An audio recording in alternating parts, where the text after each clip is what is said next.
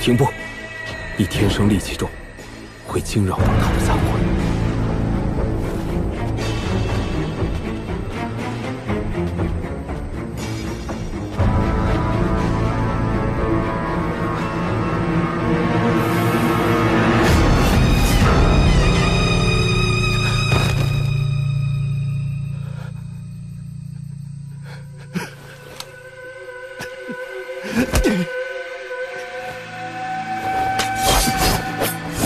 齐先生，此事关乎马苦玄的修道心境，希望先生莫要插手。可真武山，有请！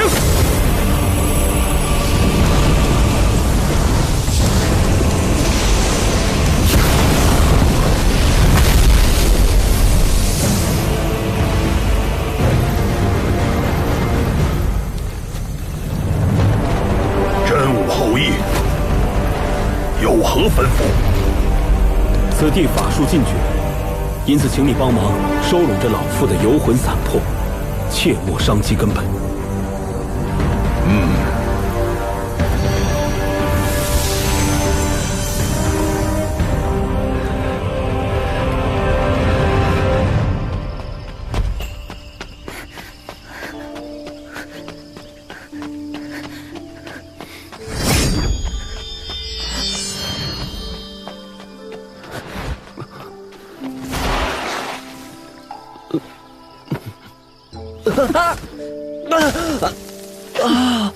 狡猾！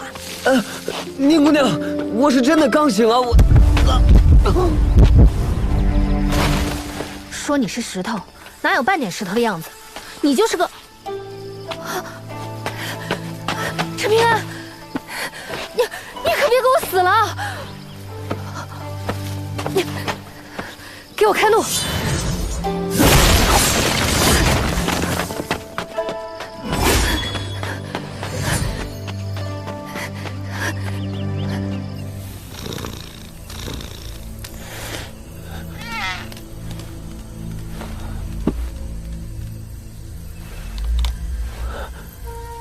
他说你奶奶生前造孽太多，三魂七魄如同身躯一般残朽，死后命魂亦如此。这小镇天生抗拒鬼魅阴物，所以我不管你用什么法子，快去给我找回来！不得无礼。非不为也，实不能也。为何神人对他如此容忍？啊，后有所求，再当奉请。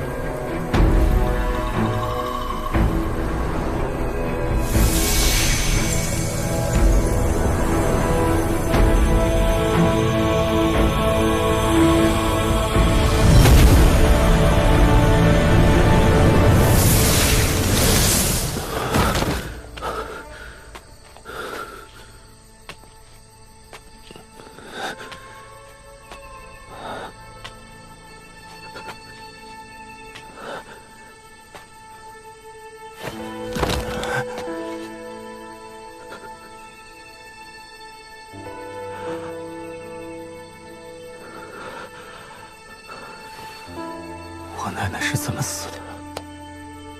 他被人在门口扇到了脸，摔入屋内而死。出手之人多半是炼气士，你杀陈平安是为了斩断因果，可你一出门，刚好有人登门寻仇。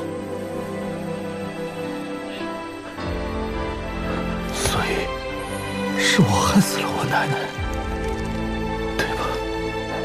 按照世俗眼光来看，是，也不是。屠城灭国做不得，滥杀无辜做不得，这些事情做不得，那些事情做不得，那么报仇杀人到底做不做得？如果连这也做不得，那我当兵家修士有屁用？为何当时不答应那对道士道姑去那个什么宗？有些话还需要说得透彻些。杀人，杀多少，能杀谁绝不一样，心性最为重要。我杀了100人，全是该杀之人，而你只杀了2、3个，便有不该杀之人。所以杀人，只要能够承受所有后果就行。他不杀人，如何杀人？我问你作甚？我现在还不是正式的真武山弟子，滚去带路！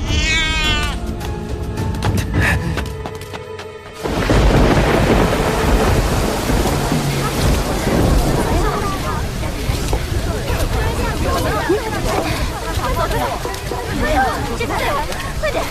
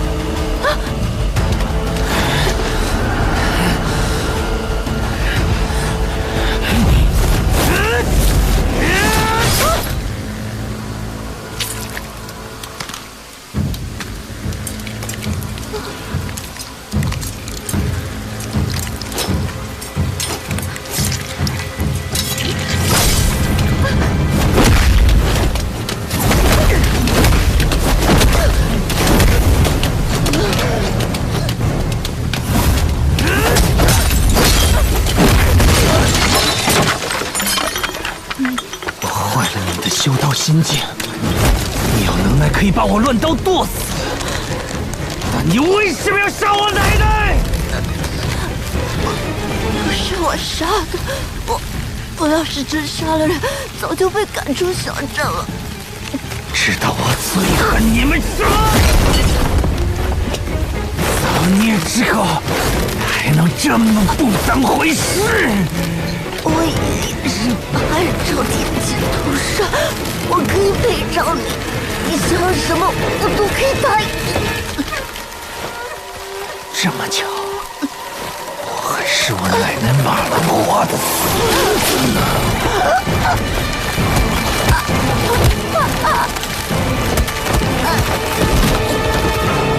海潮铁骑士们，等着，我陪你们。放了我！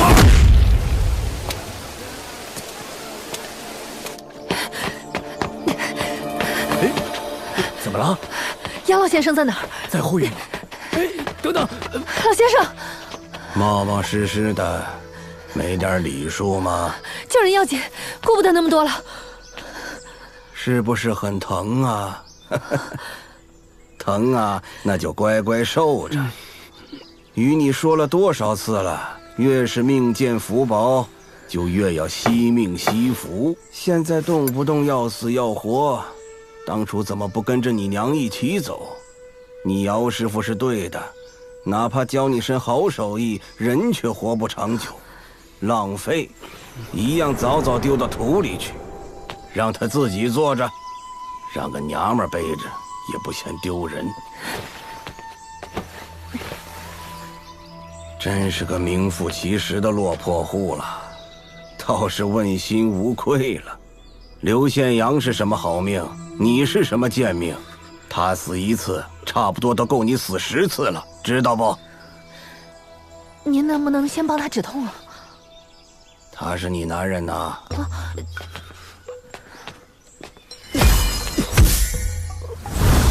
睡去。教你的呼吸法用上。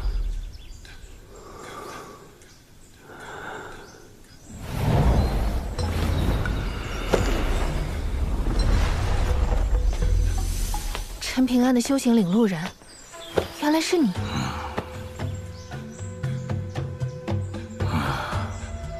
那道城墙上，如今刻下多少个字了？总计18字了。都已经18个字了。道法浩然西天6字之后，还多了哪些啊？雷池种地，剑气长存，然后是齐、陈、董。还剩下个字被你吃了。忘了。还是老规矩，每斩杀一位飞升境妖族，才有资格在长城上刻下一字。前辈为何如此了解我家乡那边的情况？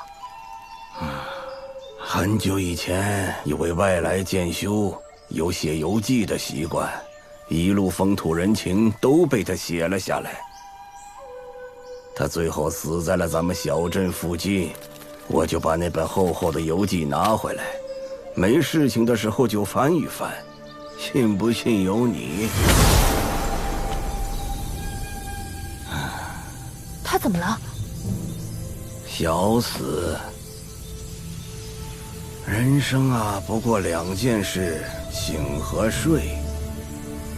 生则大醒，死则大睡，酣眠即小死。修邪的不只是肉体，还有心神。小姑娘，我问你，当一个人在心中默念的时候，所谓心声，到底是何人之声啊？不用回答，试着做做看。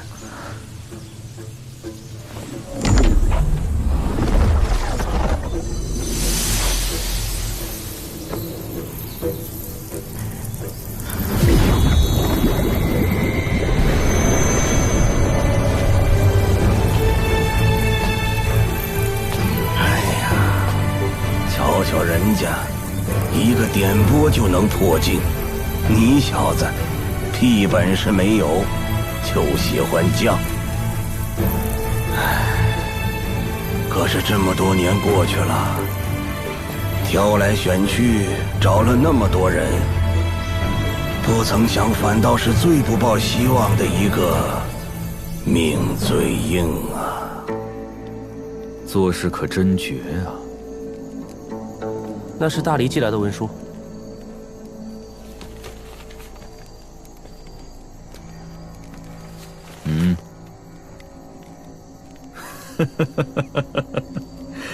贵为大黎皇子，却连文书都不敢接吗？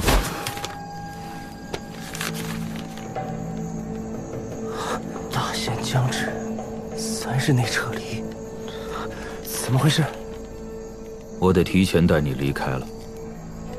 如今这离珠洞天，就像错综复杂的棋局，结局究竟会走向何方？就连本王也看不清了。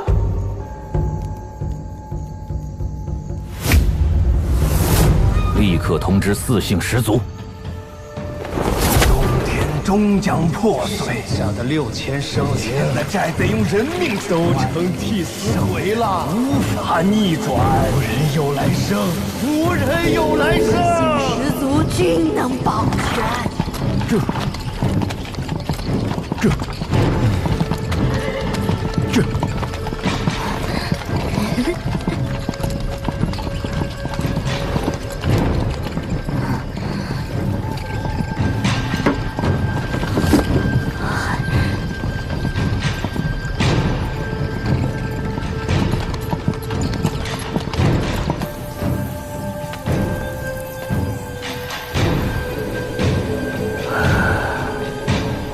树倒猢狲散呐！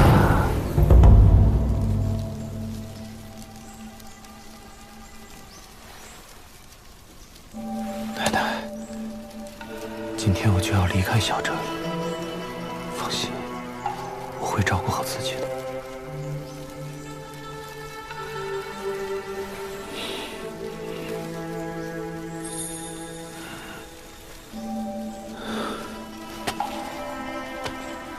我们这座小镇，对你们外乡人来说算什么？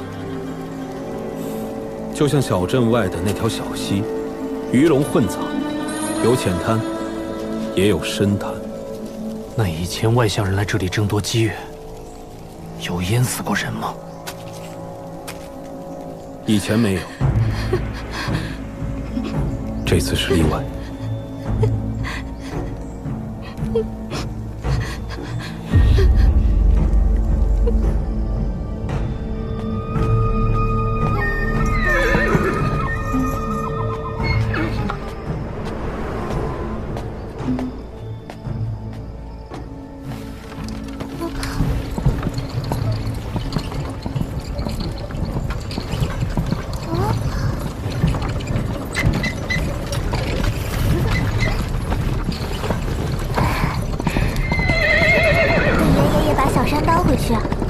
花圃就是正阳山最漂亮的啦。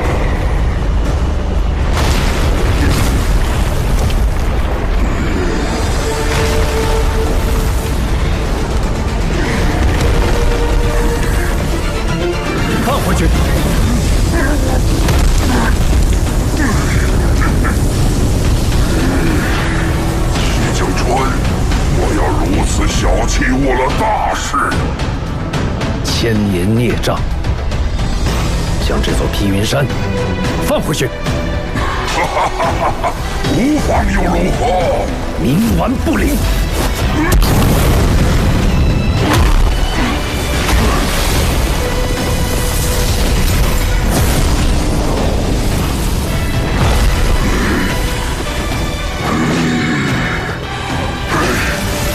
徐静春，你的大道可管不到我。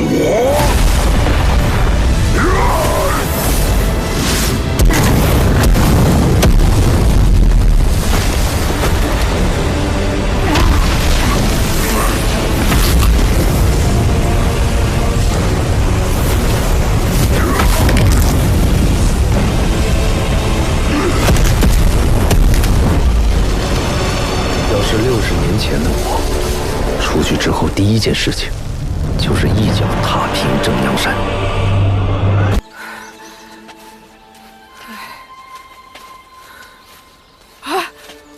彩虹，彩虹！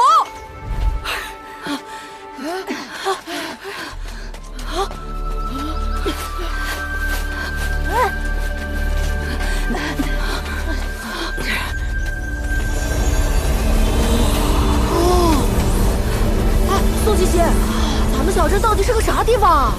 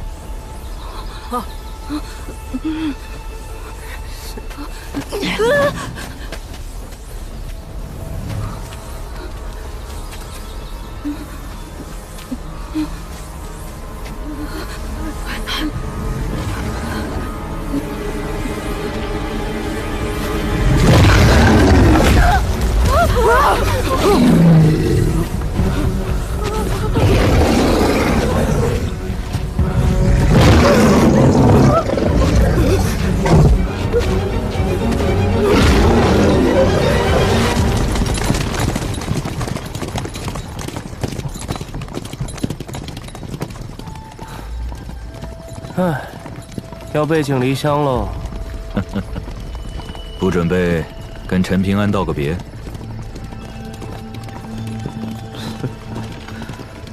那家伙能不能活下来，还不好说。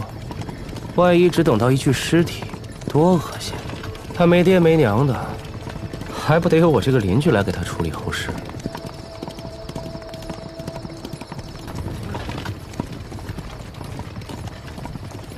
陈平安，真的就只是陈平安？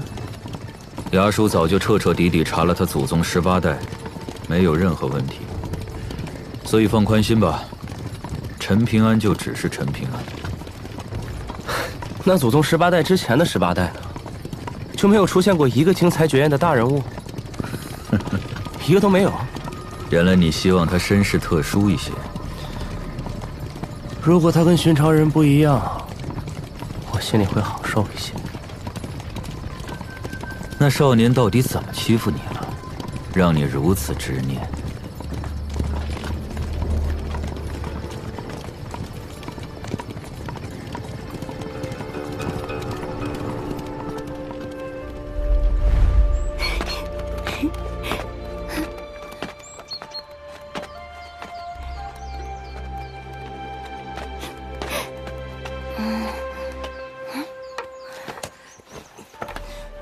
喂，星辰的，又上山下水刨食了，以后能带我一起不？我打赏给你铜钱哦。不用给钱。不要拉倒，我还不乐意去呢。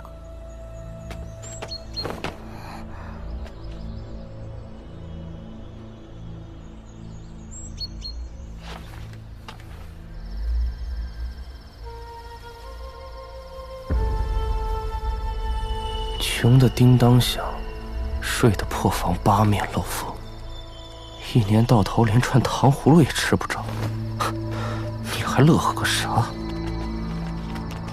明白。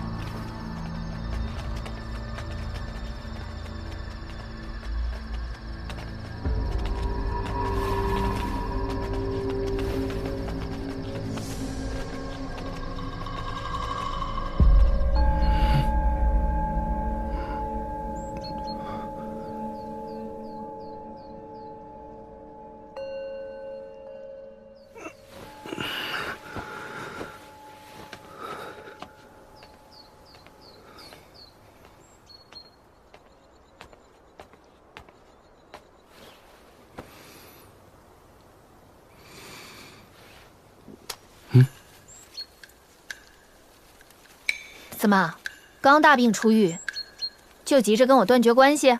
哦，这是宁姑娘最珍贵的东西，所以一定要还。真是七窍通了六窍，一窍不通啊，傻子！杨爷爷，这么多年，谢谢你。谢我？我可从没白帮过你，哪次缺了报酬啊？哎，一会儿留下一袋子供养钱，这次就结了啊！你抢劫啊你！杨爷爷就这样，不爱讲人情，但是做什么事情都很公道。凭什么说他公道啊？就凭年纪大呀？病也治好了，你俩就别在我这眉来眼去的，也不害臊。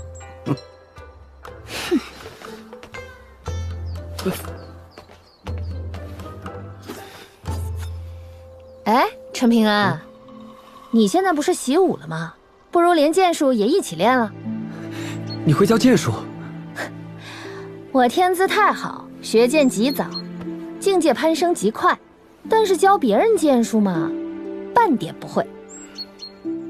不过剑术最能提人精神，最是磨练心性。世间有灵之剑，皆是我辈同道中人，所以，我这把剑鞘可以先送给你。为啥？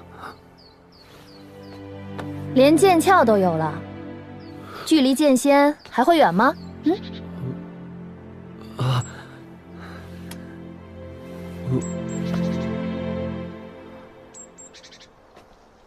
我该说啥？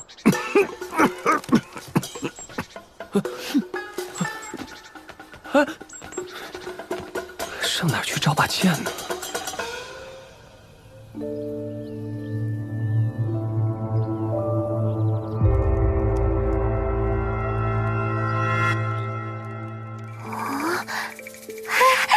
爹，刘谦要醒了。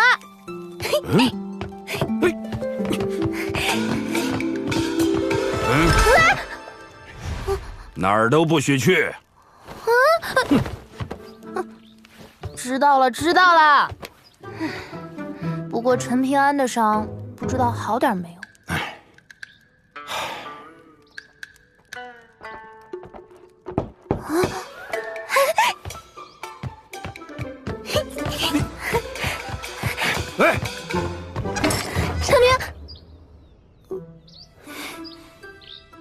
啊，陈平安，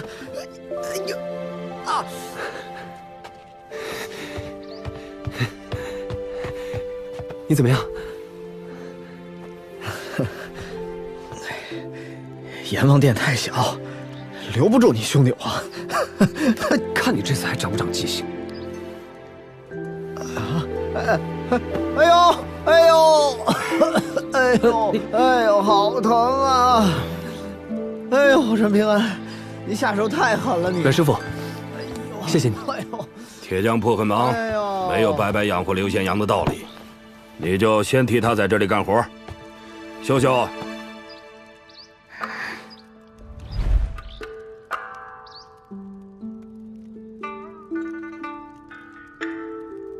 宁姑娘，你所托之事已办妥，随我来吧。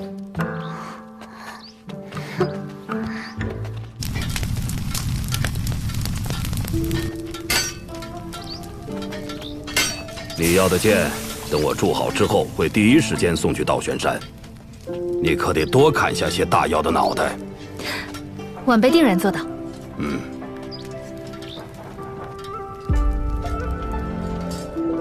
我叫陈松风，这位姐姐是刘宪阳的救命恩人，叫陈队。举手之劳而已。我跟你这支陈氏算是几百年前的远房亲戚吧。至于陈姐姐，即便往前推1、2千年，跟你的关系也淡如薄纸。啊，这次陈姐姐是来祭祖的，可小镇已经没谁知道他们家祖坟在哪儿了。刘宪阳说你是小镇最熟悉四周山水的人，所以我们想请你帮个忙。啊，当然了，报酬的话，1袋子金铜钱，我觉得你可以答应。2袋。我想到一个地方，不过几步路的事儿，报酬就算。他大病初愈，上山很伤身体的，必须双倍价钱。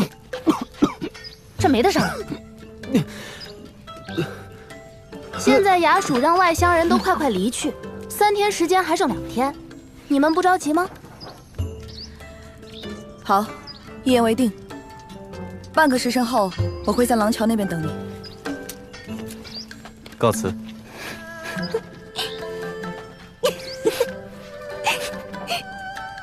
哎，你真知道陈氏祖坟在哪儿？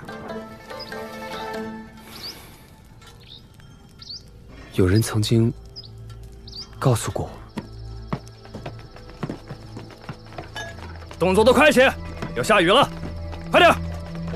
公子，我们这么快就走啊？带你去大黎京城长见识去。四脚蛇也带上，别忘了。那个蠢货昨天就溜进箱子里，弄脏了我的胭脂，害怕被我杀了，现在不知藏哪儿去了。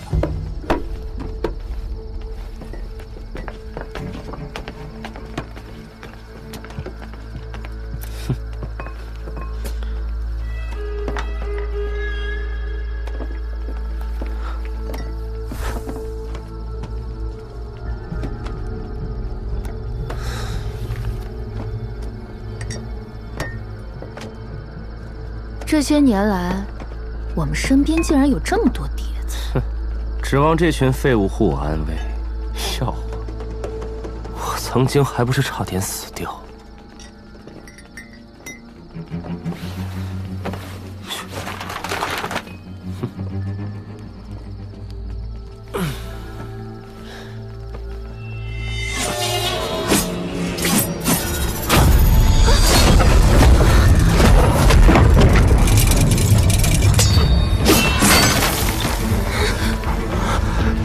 还真养了一群废物碟子。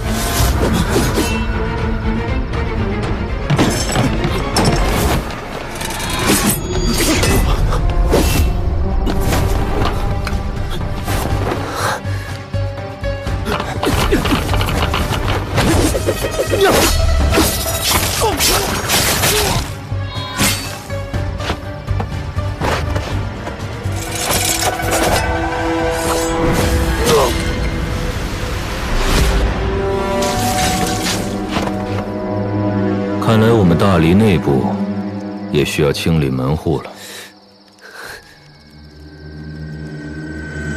大黎谍报机构有7个，本王掌控的3个，主要是用来渗透敌国的；国师绣虎掌握的3个，主要是监视朝堂内部。最后一个，被我们大黎的皇后，你的那位娘亲，死死攥在手里。你猜猜看，这具尸体出自哪里？你到底想说什么？哼，记住这次教训，否则下次躺在这里的就是你了。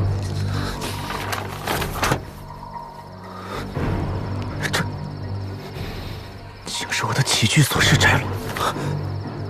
你本名叫宋牧，最后劝你一句，不要带着心结离开这里。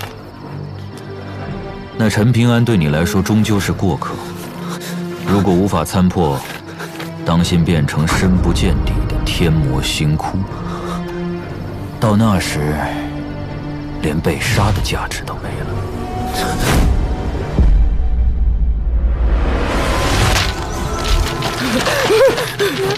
老大！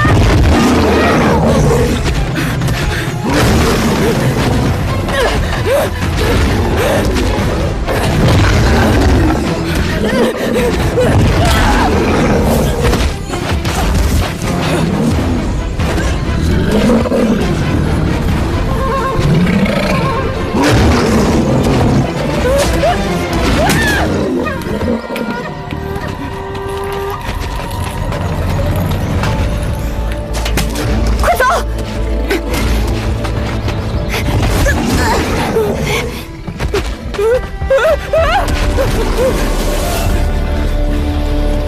没义气的家伙！丢下我们！陈平安都不如。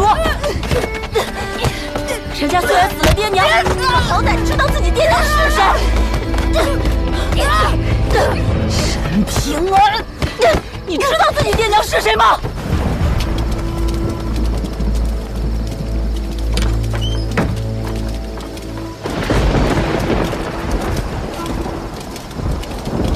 为什么你一条贱命却爹疼娘爱？凭什么你一穷二白却活得比我快乐？你究竟是个什么东西，也配让我恨得牙根痒痒？想彻底毁掉你，为什么？却又怕我自己落个浑身不自在？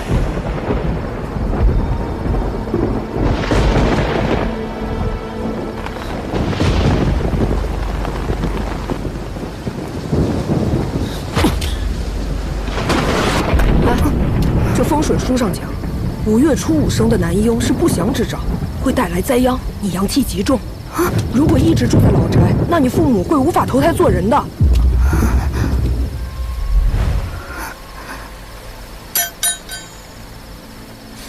所以，你最好赶紧搬出去。哎，我看去龙窑就是个不错的选择。龙窑，可是娘要我发过誓。我不过借几句风水趁阳来骗你，你自己到了这里，活该。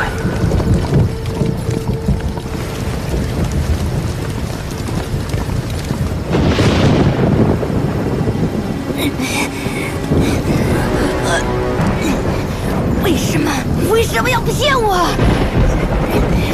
风水书上就是这么写的。骗子，你这个骗子！我娘让我发过誓，一不做乞丐，二不去龙窑做工。但是因为你，我只能有家不能归，不得已落魄街头。最后，只能去了龙窑。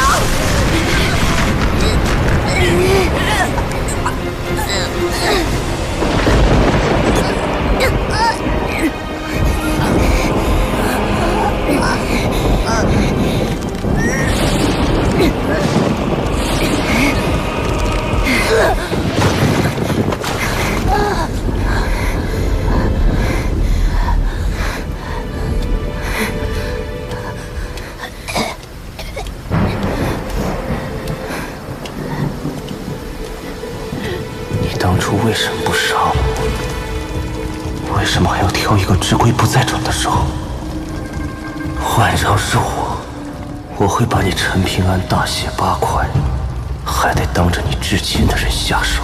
公子想什么呢？公子，用不了多久，你就会忘了那家伙的。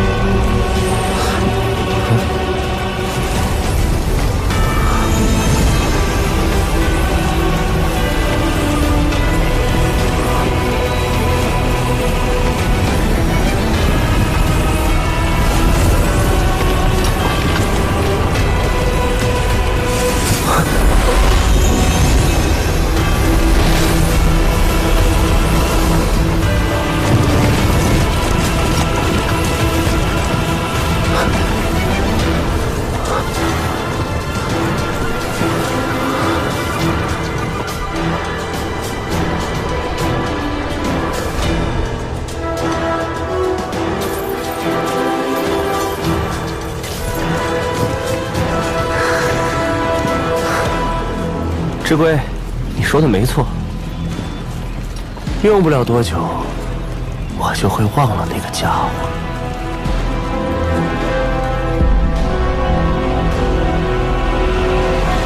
嗨，少侠好体力啊，难怪敢叫板正阳山那头老畜生。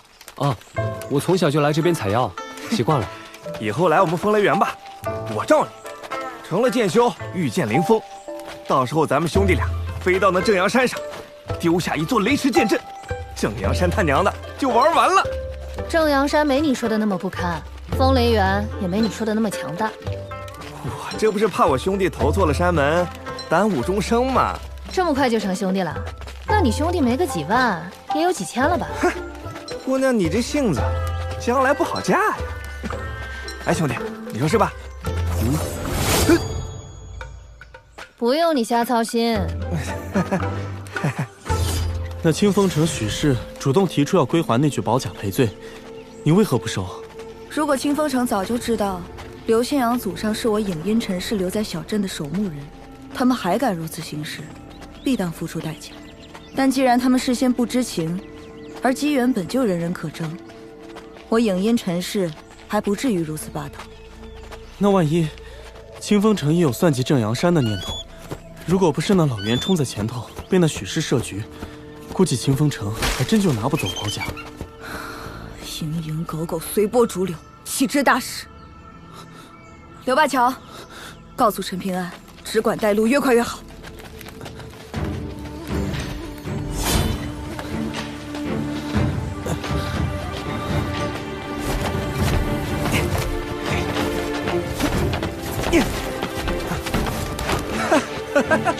真笨啊！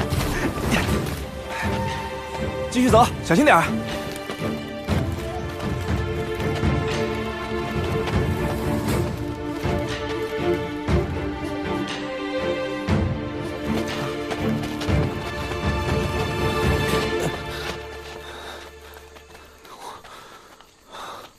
我没事，不用管我，肯定能跟上。休息会儿吧。继续赶路。他只是气息乱了，等等他吧。不必等了，让他先回小镇便是。那接下来有劳了。哼，老子也不伺候了。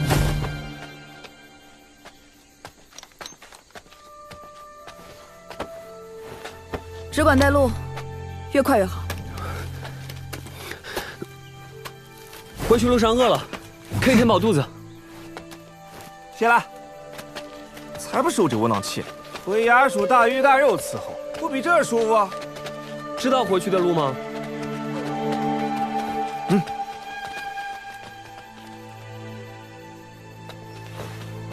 哎，你这是何苦啊？跟影音陈氏结下香火情，对你、对风雷园都不是坏事啊。其实我厚道的平安兄弟没要陈队那2袋钱，那也不是坏事。百无一用是书生啊。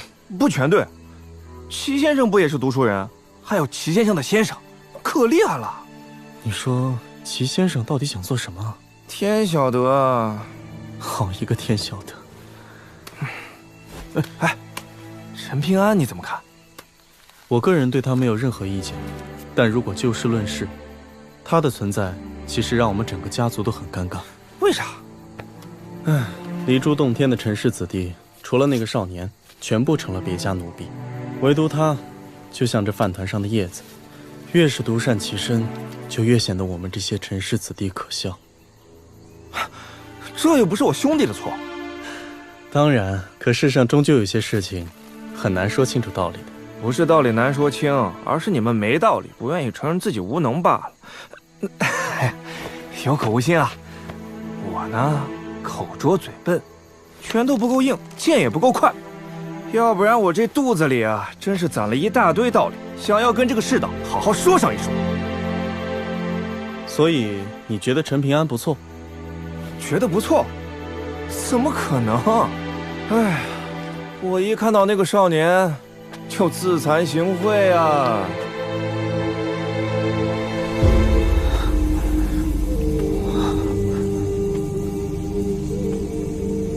爷爷，你放心，剑经我没买。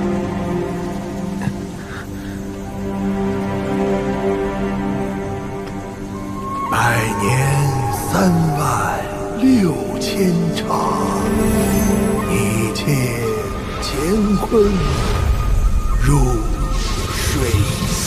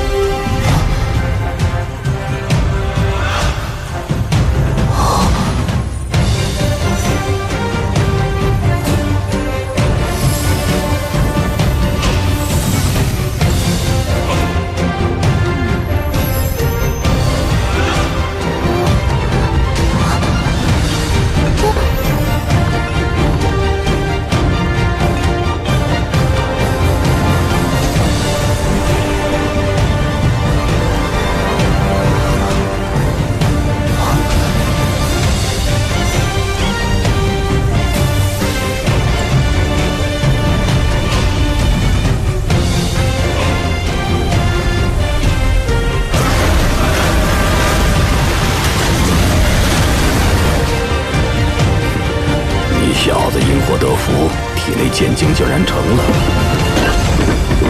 原来走的是破而后立的极端路子。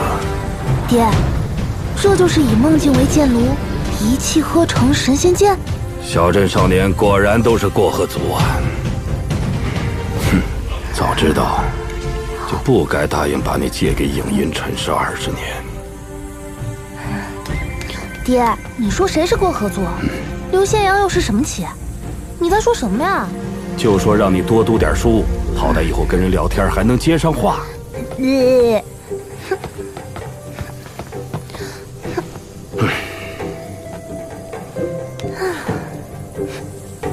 卒子过河能顶居呢。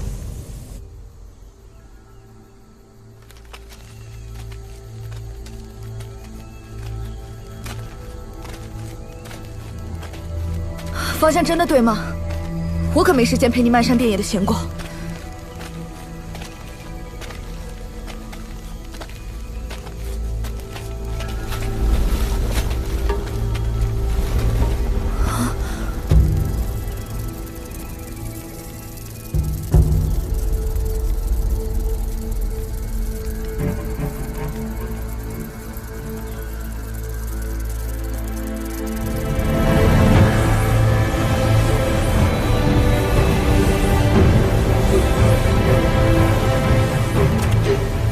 就是那里。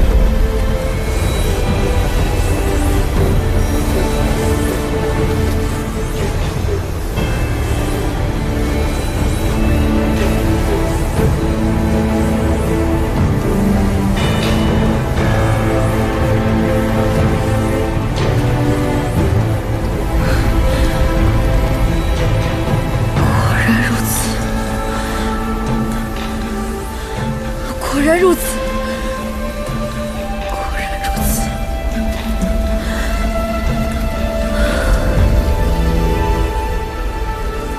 你们下山等我吧。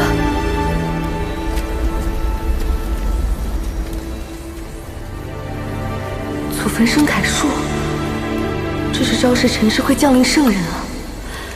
小镇陈家皆已凋敝，这机缘定当落在我影音一脉了。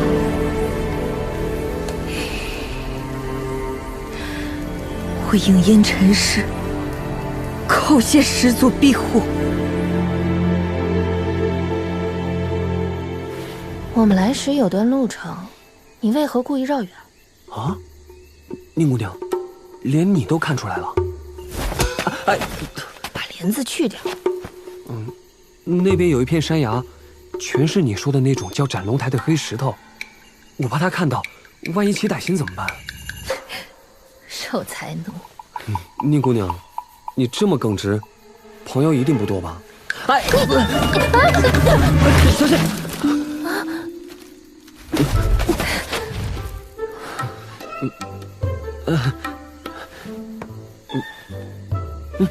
这个时节的山果能好吃？宁姑娘，这你就不懂了。这种果子多末结果，春天成熟。我以前上山采药填饱肚子，就靠它了。你怎么跟野猪似的，什么都吃？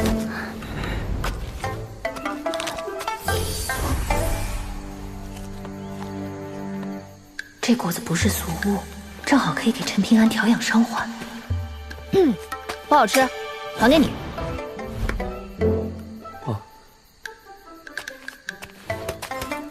你采了这么多，是要留着给陈队？给他干什么？非亲非故的，当然是留给刘新阳了。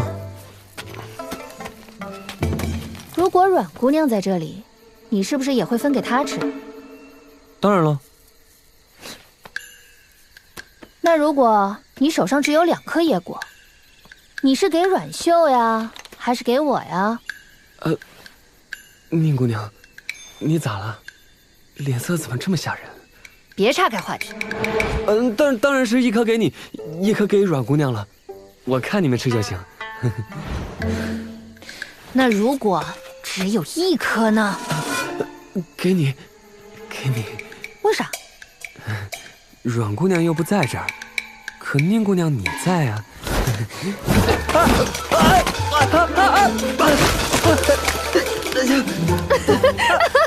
陈石头一心虚栽进了竹筐里。知道今天为什么叫你们来吗？只为2字：破镜。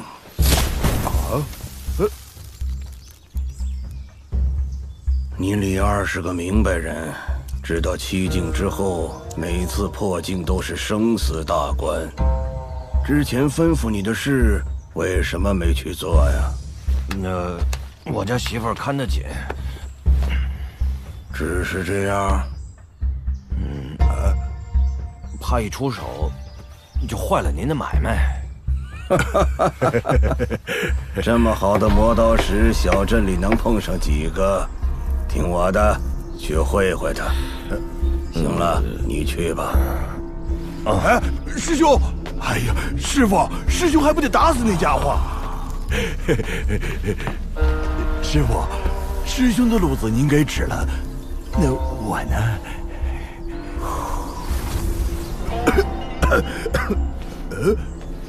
师傅，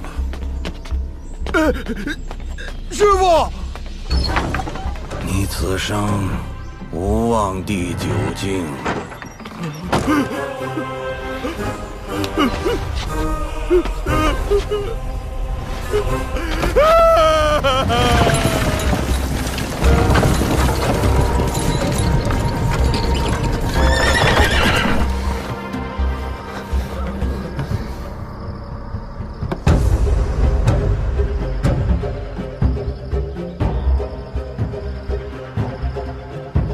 马车先行，直管往前。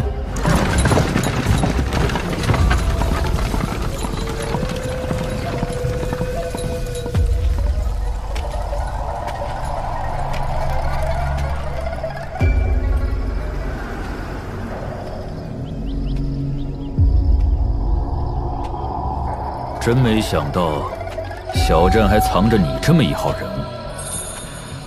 看来我们大黎的碟子真是废物。既然没有一见面就开打，不妨说说看，你到底想要什么？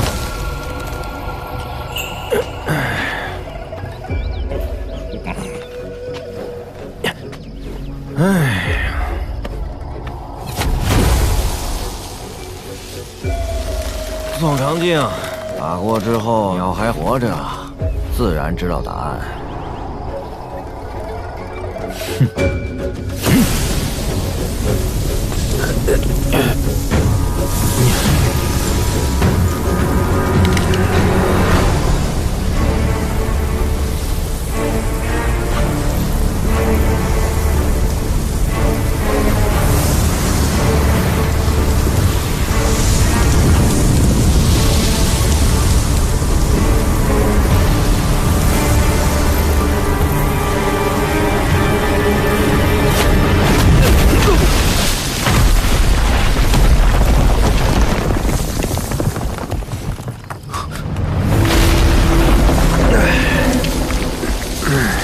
还成，力道上差点意思。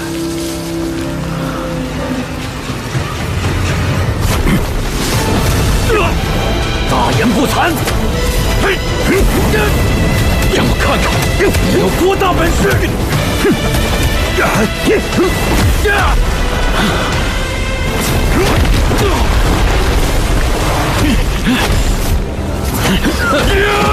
现在的力道够了吗？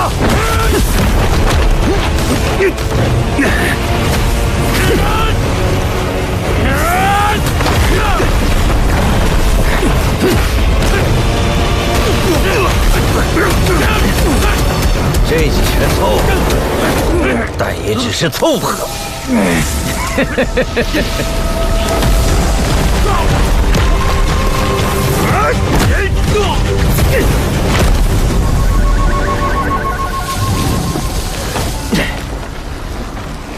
哎，收工了。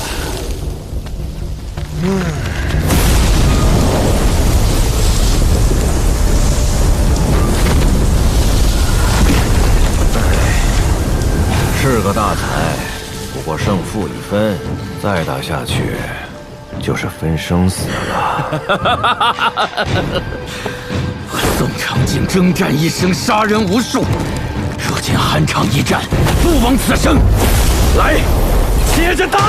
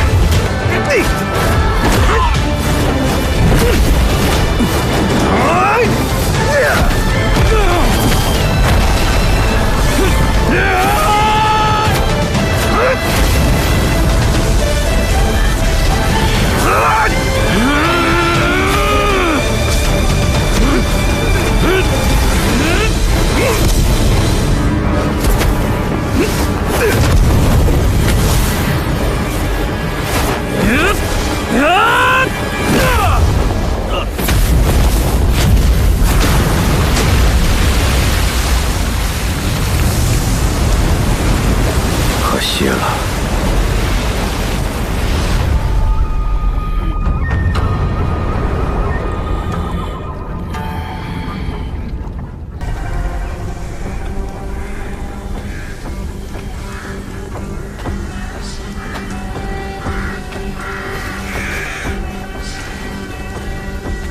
斩神仙，杀天才，筑清观。筑清观。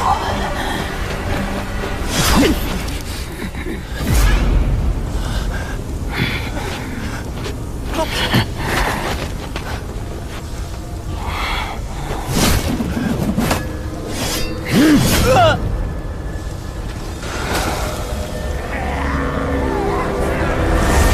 才12岁，就死在了你的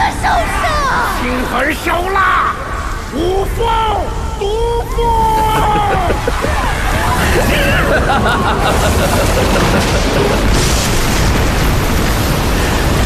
沙场无情，世人误解我，百姓诋毁我，将士憎恨我。但大道就是如此，不是杀人就是被杀。1000年之前如此，1000年的1000年之前还是如此。是大理武道第1人。这不是生者的器械。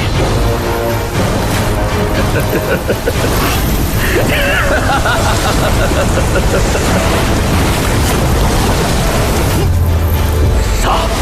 什么？好大的力道！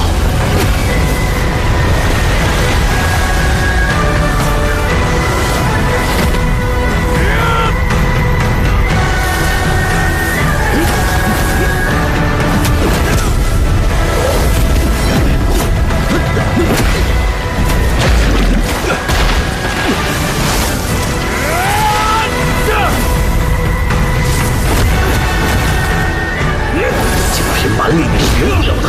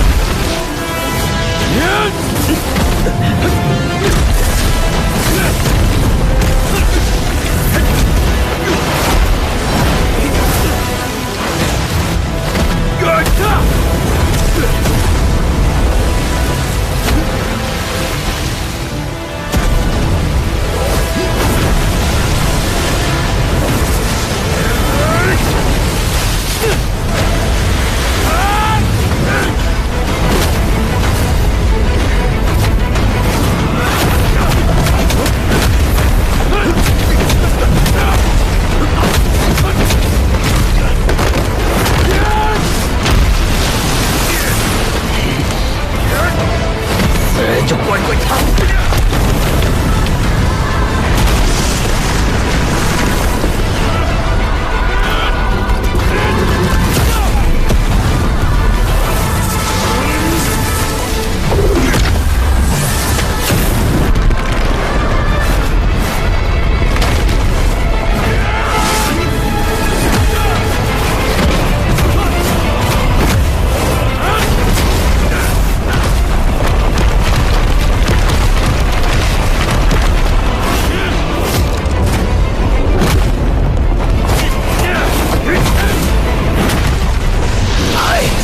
剑，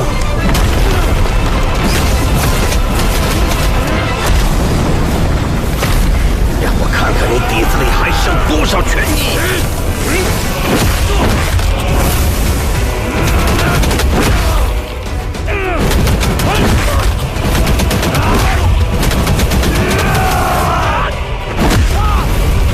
人生如白驹过隙，大丈夫当立万世功业。为此何惜伶仃一命？何怜天下生灵？何惧万千逆境？我宋长靖是大理武道第一人。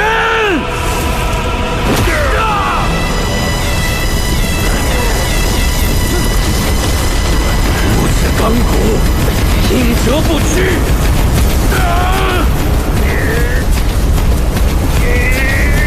不知武道，傲立天地。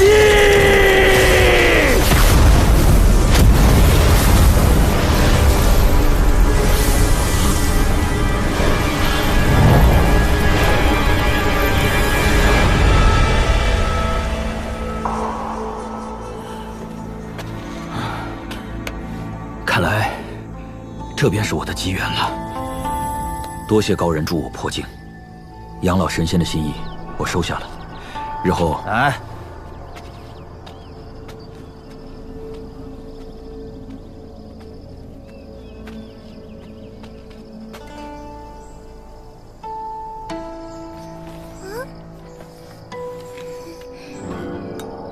每人选一张，回去仔细临摹，3天后检查。我要一张，给我一个。我要这个，我要这个，就是画个小树嘛。你给我，抢不着吧？我要这张。走喽！你这个，我们走呀！快点！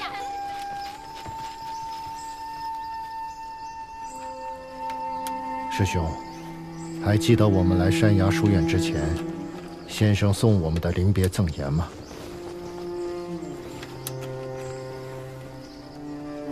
当然。那何为天地生君子？君子理天地。天地生养了君子，君子则当治理天地。那又何为学不可以已，轻取之于蓝而轻于蓝？学习无止境，在先人的基础上完善、拓宽自己的学问，学生也会超过先生。既然如此，你为何还要鲁莽行事，只以为这座不过5、6千人的小镇，舍去100年修为和1000年大道？你可是齐景春呐，是先生最为器重的弟子，是有望立教成祖的读书人。天地生君子，君子理天地。君子者，众生平等，没有人可以随便剥夺他人生死，更何况是6000人的生死轮回。什么众生平等？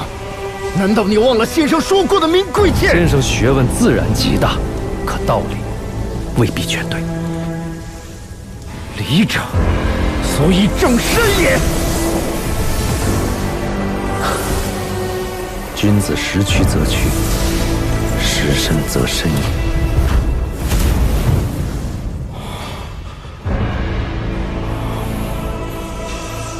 师弟，事已至此，书院那几个孩子就托付给你了。山崖书院要迁至大隋王朝，大隋与大黎虽是邻国，仍是千里迢迢，战事更是一触即发。此行凶多吉少，千万保重。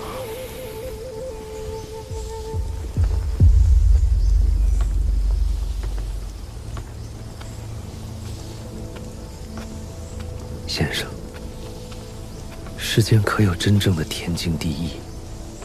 如何才能不对这个世界失望？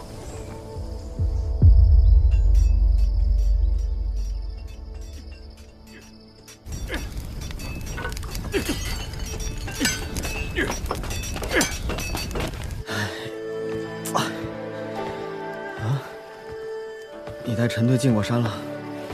嗯。你应该都知道了吧？我会跟他离开这里，不久后离开东宝平州。那至少也要等你的伤好的差不多了再走吧。我知道你放心不下我，我也放心不下你呀。在这儿好歹你能照顾我，等以后出了小镇怎么办？哼，只是诱一下，连死都死过了，还怕什么呀？哎，算了算了，不说这些了。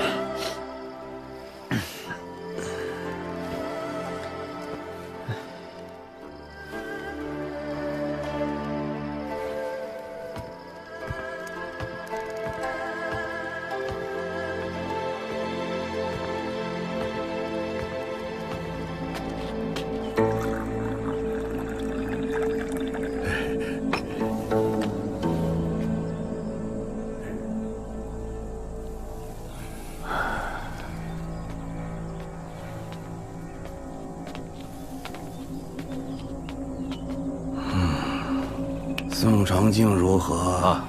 还不错，只是他底子比我差，凭什么比我先破境？你李二破境，不在生死间。师傅，你看我根骨不比师兄差，既然的话，还有没有变数啊？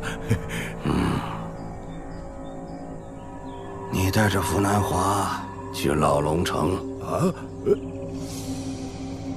记住，死也不许泄露根脚。哦，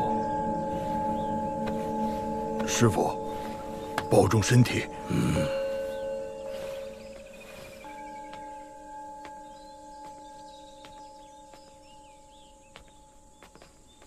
师傅，你对师弟也太不近人情。师弟虽然成天没个正形，可是对师傅您是打心眼里好啊。反正都是无根浮萍，死在哪里不是死啊？你也带上你家那个泼妇走吧，在东宝平州，你这辈子都没希望破镜。儿子女儿，你可以带走一个，另一个送去山崖书院。那师傅，你以后还能如何？等死而已。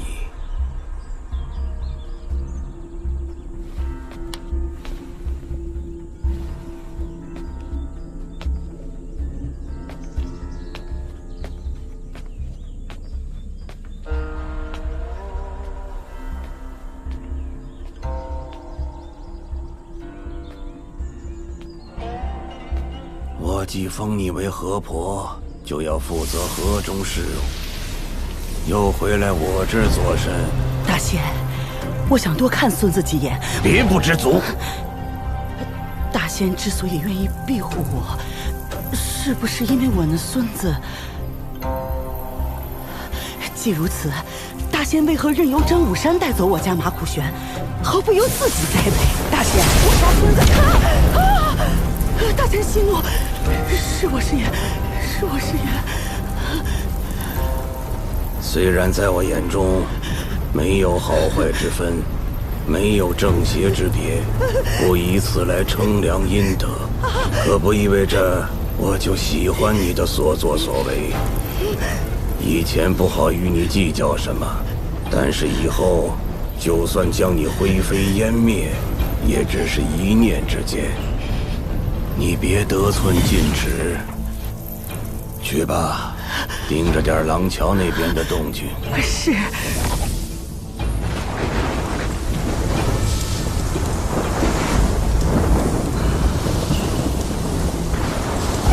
要变天了。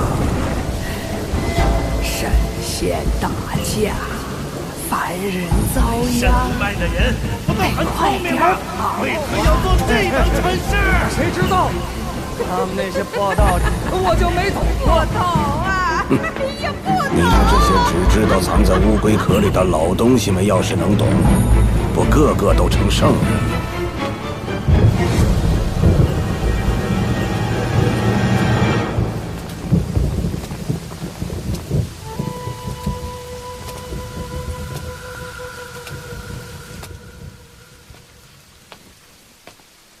山崖书院齐敬春拜见杨老先生。倒是稀客呀。算了算，陈平安约莫会来，我等等他。主要还是来拜访杨老先生，风雨欲来，多有烦闷呐。你来此地坐镇的第一天，我就瞧着你是个不得志的人。不过这么多年没听到你半句牢骚，也是怪事。你可不像是唾面自干之人呐。牢骚有啊，满肚子都是，只是说不出口而已。你的本事我不清楚，不过你家先生，就凭他敢说出那4个字，在我眼中就能算这个。杨老先生其实学问更大。我又不是读书人，你先生学问就算已经大过了至圣先师，我也不会说他半句好。杨老先生是觉得我们先生所说人性本恶才是对的？我没觉得对，只是世间这些衣冠之辈看得我心烦，所以有人出来唱反调，我便觉得解气，仅此而已。客套话莫要说，我不爱听。咱们就不是一路人。再说了，你齐敬春如今是过街老鼠，人人喊打，我可不敢跟你攀上交情。齐先生，杨老先生，我想知道，能不能用治疗我的方法也治一下刘先阳？他现在很虚弱。关我屁事！如果需要金钱铜钱，我还有。哎呀，别在这瞎操心了。今天打烊了，你们都走吧。陪我走走吧。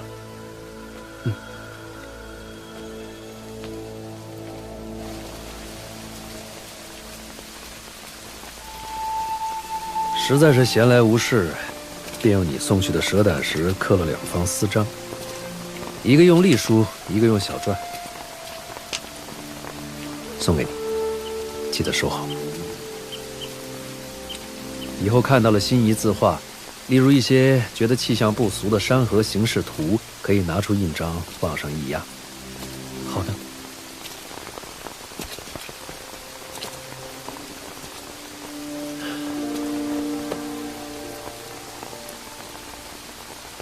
你记住，君子可欺意其方。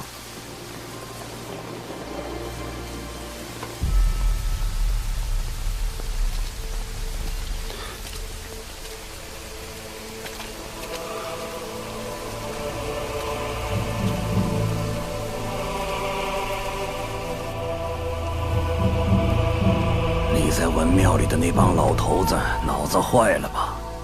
明摆着有人在针对山崖书院和齐景春，还一直袖手旁观，真当自己是泥塑木雕的死东西了。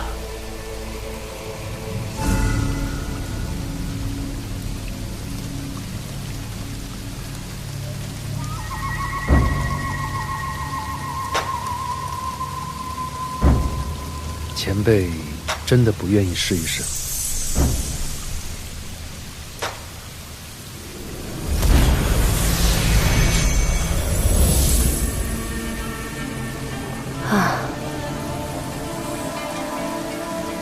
我知道前辈的答案了。看来我们都对这个世界很失望。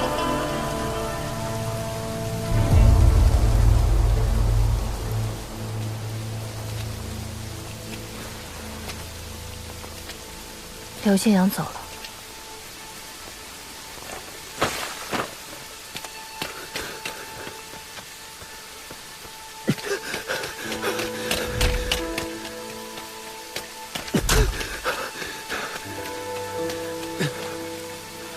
刘宪阳，刘宪阳，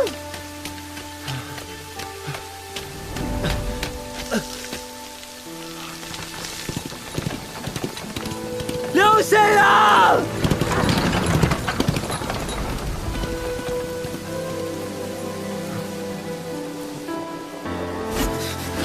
哎，我叫刘宪阳，以后我罩着你。哎，我以后一定要出去看看，喝最好的酒，骑最快的马。我知道你放心不下我，我也放心不下你呀。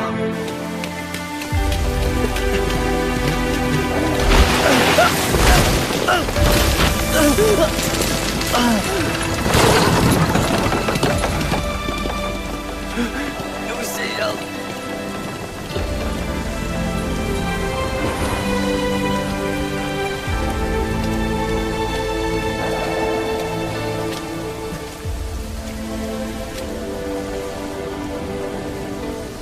你不是掉钱眼里的财迷吗？怎么这么大方了？全部的家当都要送出去。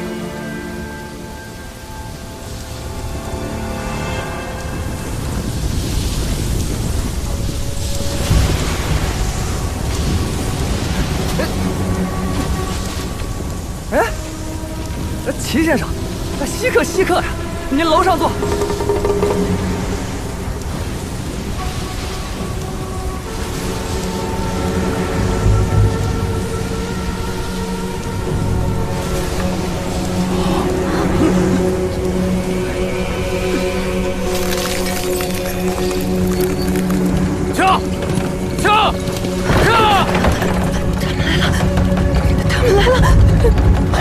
别怕，天塌下来还有叔父在。就算是他，也承受不住。